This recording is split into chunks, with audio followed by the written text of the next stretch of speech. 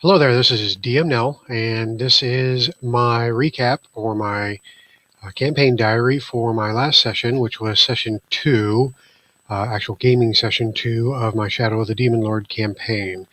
The session was a continuation of the adventure that is called The Harvester of Sorrows, which is in the Tales of the Demon Lord campaign, and it is a 0-level adventure, although I am running it as a first-level adventure for my players, as I covered last time. So this week I had one of my players return to the game, and he needed to be integrated into the story because he was missing from the first actual game session. So what I did was I had taken his backstory, which was that he's a warrior character, but he's also, his backstory is that he is a wilderness guide, and he gave me some information about how his family runs a wilderness guide company out of the city of Crossing. So I took that and I integrated that backstory in with another uh, player's character's backstory, and that is the Jotun's backstory of the reason why the Jotun is in the Northern Reach, which is that he's essentially hunting down an ancestral relic that was stolen, and he's looking for the relic and he's looking for the person that stole it. So um, as we picked up this session, I had the other characters in the middle of chasing down or hunting down clues and looking for a missing priest. So I had to figure out how to get this warrior character um, in without just having him show up, which is, I can do that, but and it's not as satisfying as actually putting some effort into trying to figure out how he just shows up.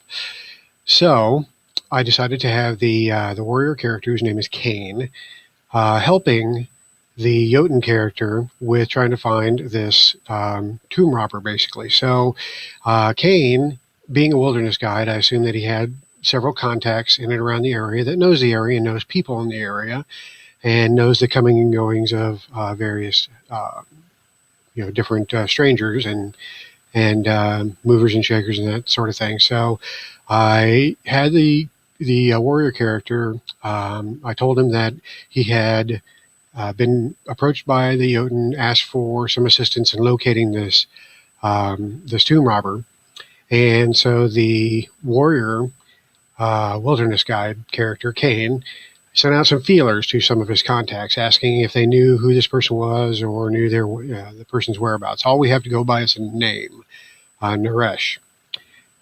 So, as the story opened, I told the warrior character that one of his contacts had reached out to him and said that he had some information for him, but he did not want to talk to him at the shop uh, or any place.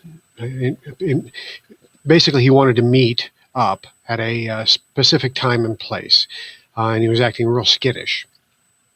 So he kind of conveyed to Kane, Kane's player, that he was acting like he was real nervous about the type of information that he had. So Kane agreed to meeting him the following day at a place called Mercy Hill, which is at the foot of a hill, at the top of which is an asylum. It's in a part of town that not too many people go to. So the Kane character missed the previous session because he went to go meet this contact to get the information for the Jotun character. Matthias is the Jotun character. So when I had him go meet up with the contact, I had him waiting at the base of the hill, and Kane was waiting and waiting and waiting. His contact never showed up. So just as he was starting to leave at early evening, which is about the same time that the other characters started going to the Moore House, I had a cloaked figure start coming up the street, and talking this on the map here, the street down here. So Kane, I told him, okay, you see a figure approaching, it might be your contact, but you can't tell because he's got his cloaked hood up over his face. So he waited, and the figure approached and approached, and then the figure started charging at him in a very unfriendly manner. And as he did so, the hood flew back, and Kane could see that it was not his contact, but a horrific Frankenstein-like creature that had different uh, pieces of other people's bodies, making up his face. So he is basically a patchwork face. The creature is actually an organ filch, which is a creature that takes parts from other people's bodies and stitches it to his own to replace worn out parts. So anyway, so Kane reacted, and the two fought, and the organ filch took out the warrior in a couple of rounds. Now, this was by design. I knew the organ filch was going to be too much for Kane to handle by himself. And I knew that he would, take Kane out pretty quickly. So I wanted that to happen. Kane was a little bit overwhelmed that he was confronted by something that was so powerful by himself.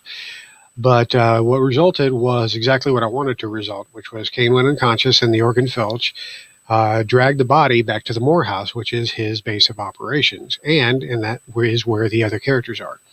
So when I finished that scene, I cut back over to the scene where we had left off with the other players the previous week, and that was in the cellar of the Moore house. And so the characters had just seen the ghoul, which was down here in the corner, and they had begun to, or they had just started a combat scenario. So the ghoul attacked, and the Ekna and Matthias characters were in melee combat, while Gruntbelly stood back and shot magic from afar. So the ghoul was a little tougher than I thought he would be. He actually took the Ekna dwarf priest character out and did some damage to Matthias, but not too badly. That's Ekna right there. And but then Matthias managed to cut the ghoul down as the ghoul tried to escape, and Matthias got a free attack on him, which is another term for attack of opportunity. So that's what happened. They took the ghoul out. They found Father Gregory back here in this vault, and they discovered some stuff in the vault: a broken sarcophagus that had arcane runes on it, a book pedestal, ruined mattress where Father Gregory slept, and some ruined papers.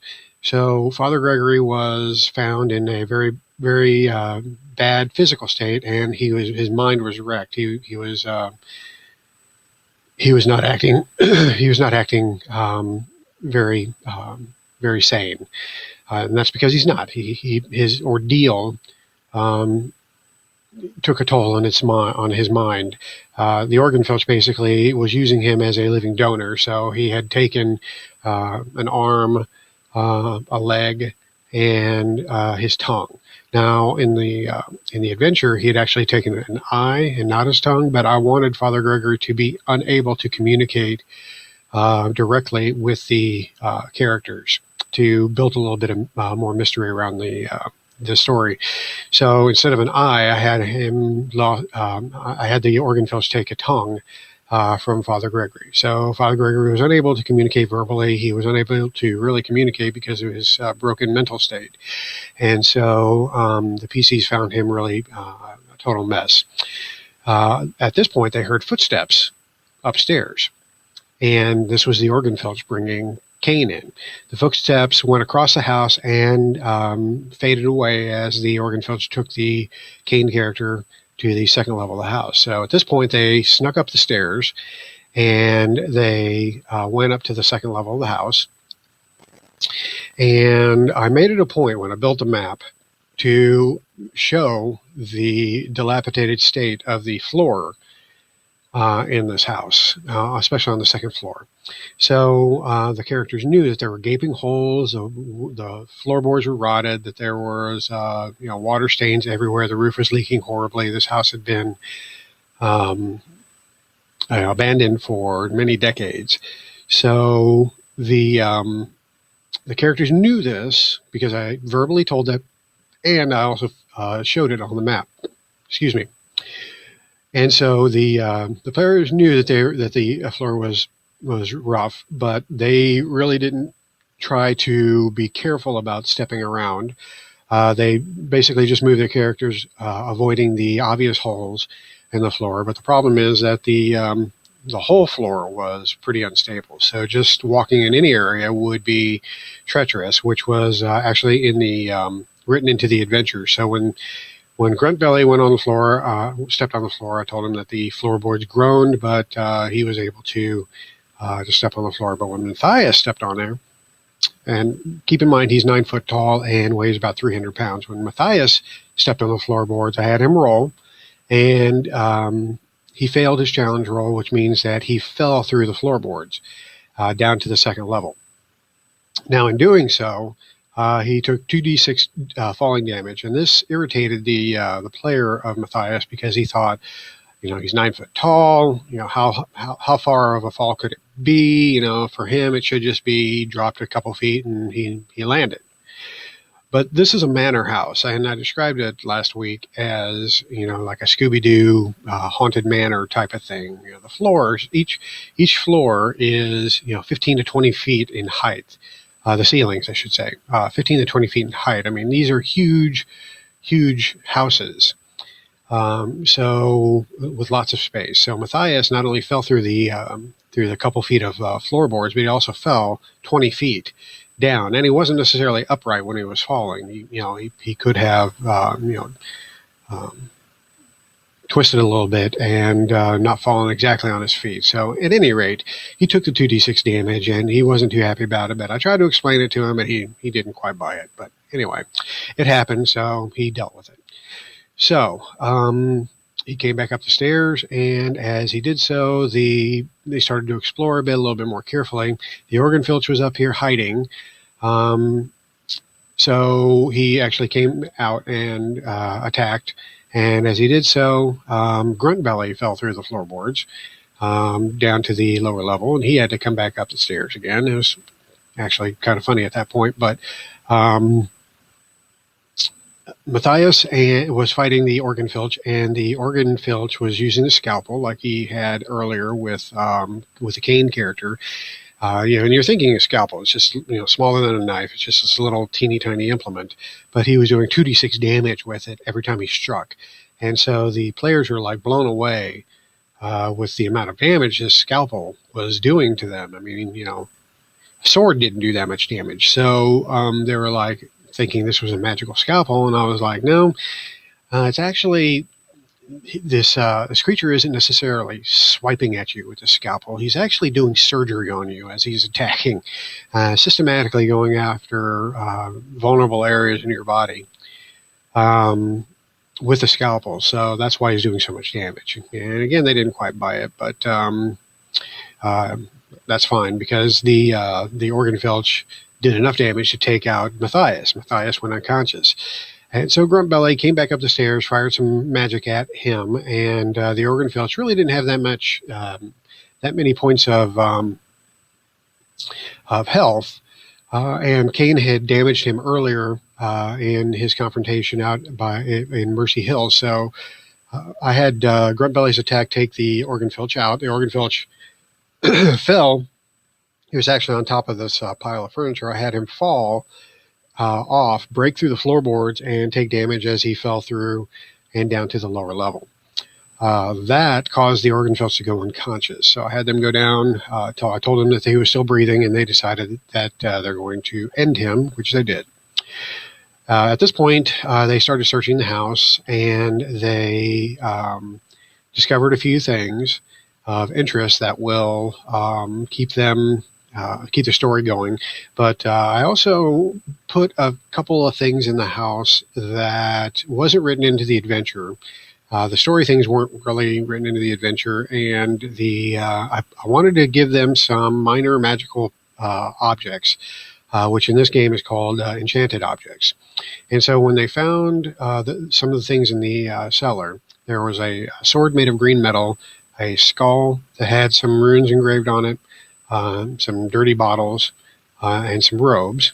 And then I had each of them they're all searching the house, and really in the adventure it doesn't specify that they find anything in the house, but that would be boring.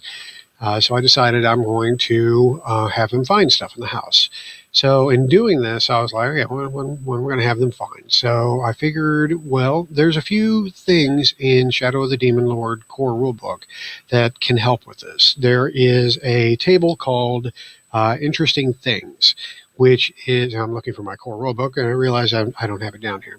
But anyway, there is a table called Interesting Things, which is kind of like the trinkets table in D&D. But it's actually several tables, and it's just a variety of different weird little objects.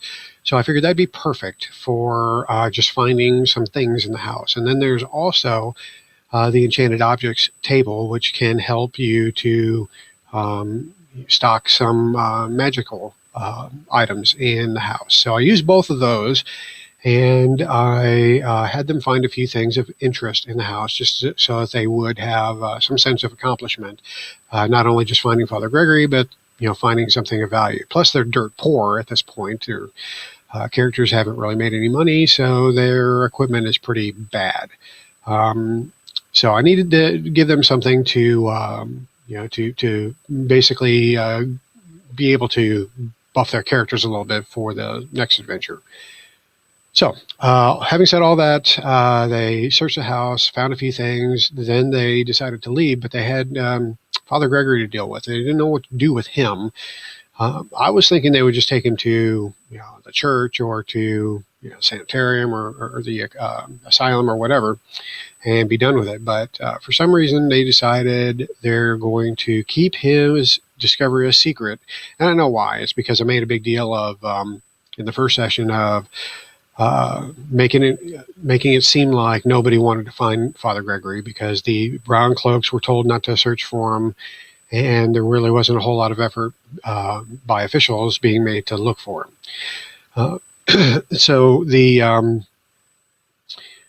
they figured that there's something up with Father Gregory and with this house, so they decided to hide him out. But the problem is none of them have any place.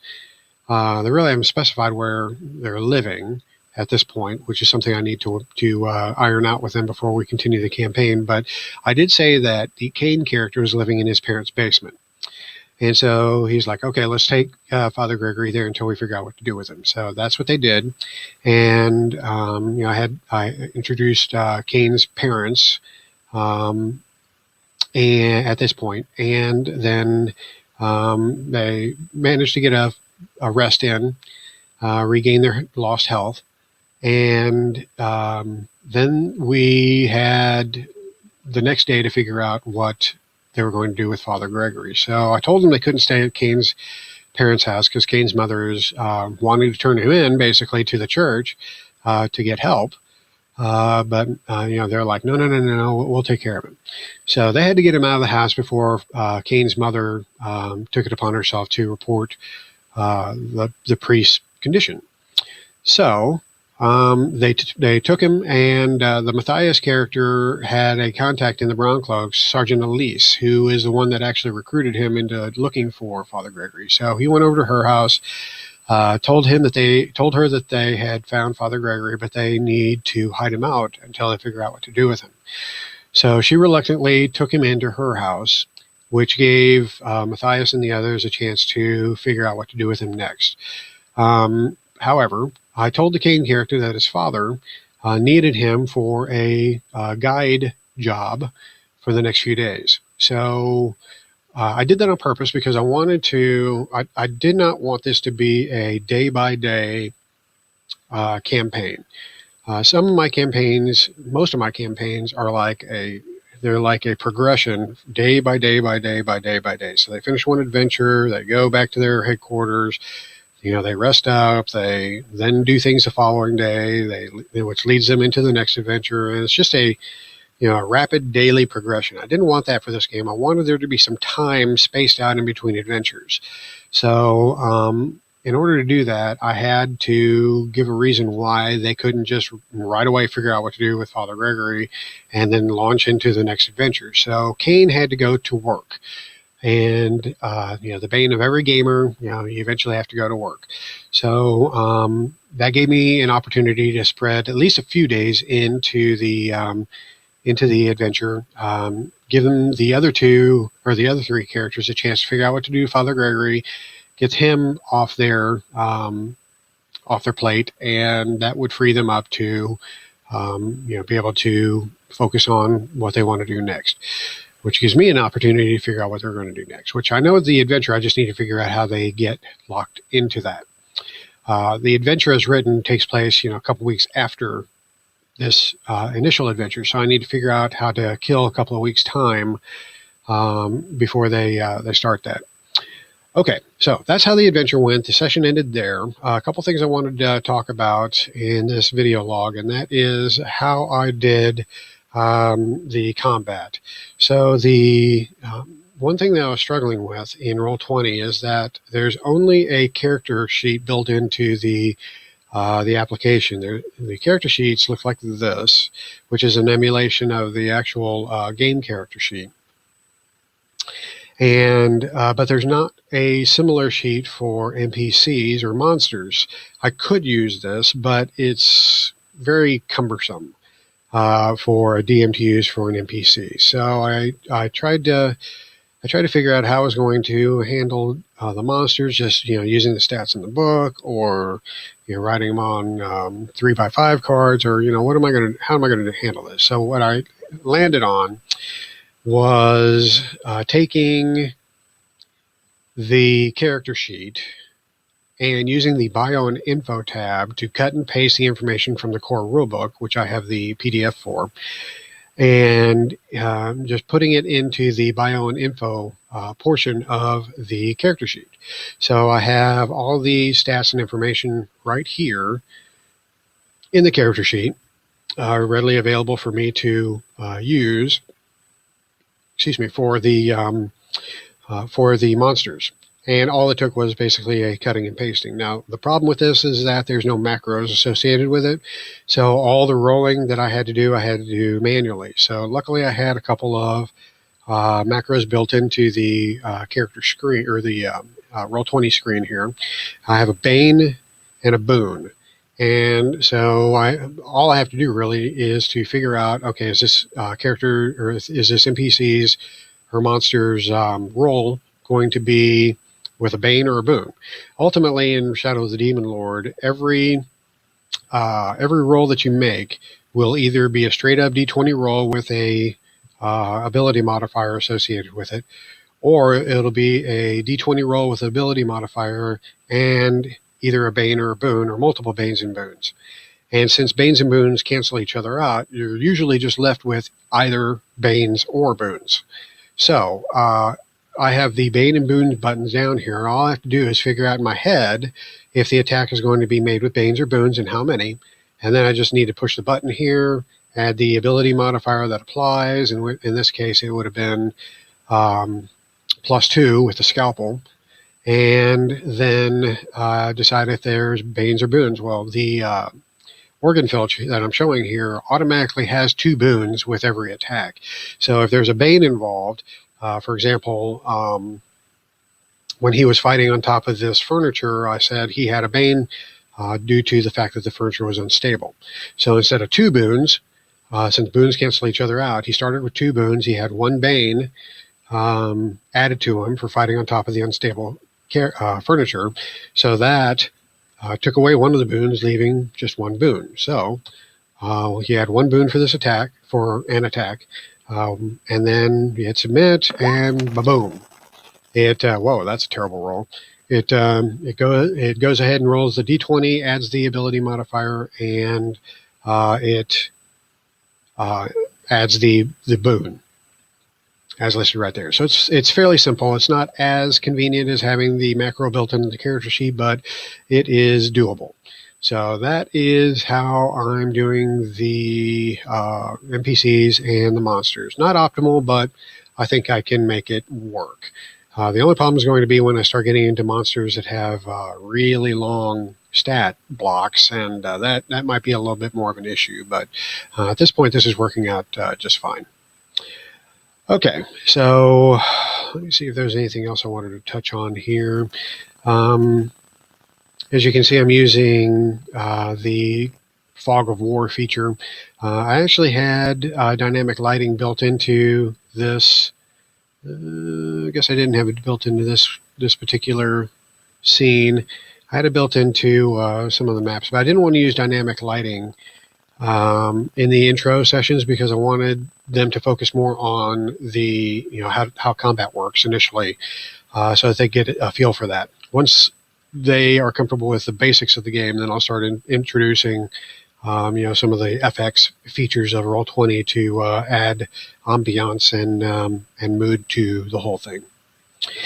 Okay, so that pretty much wraps up this campaign diary, and let me just make sure there wasn't anything else I wanted to touch on. Okay, so rules-wise, we did get stuck on a couple of things. Death and dying rules, I got a little stuck on, and ranges, I got a little stuck on. So the problem is I'm using a PDF that was printed out, and I have it in a notebook. So I'm flipping back and forth, and I also have the adventure in the same notebook. So there's a lot of flipping back and forth. There's no index. I didn't print the index out, so I couldn't use the index to find things. So that was a problem. Now, I do have the physical core rulebook, but I wasn't using it. I didn't actually have it in the same room as the game I was playing. So that was a problem, and I have learned from it. So next time there will be a core rulebook within reach for me to use. But the other thing is that I have not been using my GM screen for Shadow of the Demon Lord, and it has a lot of useful information on it as well. The range and distance information is right there in the center panel. Death and dying rules are right here on the center panel as well. So there's a lot of good, useful information on here that I could have just looked over and found rather quickly, but I didn't. So one key learning for this game and any game that has a GM screen is use your GM screen and use it frequently so that you know what is on your GM screen that you don't have to look up in the core rulebook. And it really is a skill because you have to really be able to know not only what's on the GM screen but where it's at, because you really don't want to spend a minute or two trying to find whatever you're looking for on the GM screen. You need to know on the center panel, lower left hand corner is the range and distance. On the center panel, lower right-hand corner is the death and dying rules. On the left panel is the insanity and madness rules. On the right panel are the afflictions and some encounter guidelines. And movement. So spend some time reviewing and trying to memorize your GM screen because it is a very useful tool. There's a reason we have GM screens, and that is so it's a shortcut so you don't have to look stuff up in the rulebook in the middle of a game. So that was a key learning for me, and I have spent the last few days just going over my GM screen and trying to memorize where everything is. All right, so that is it for me for this week. I'm going to cut the video at this point, and I will say I'm looking forward to the next game, and I will have another video log campaign diary to summarize it as well. So until then, I'll catch you on the other side.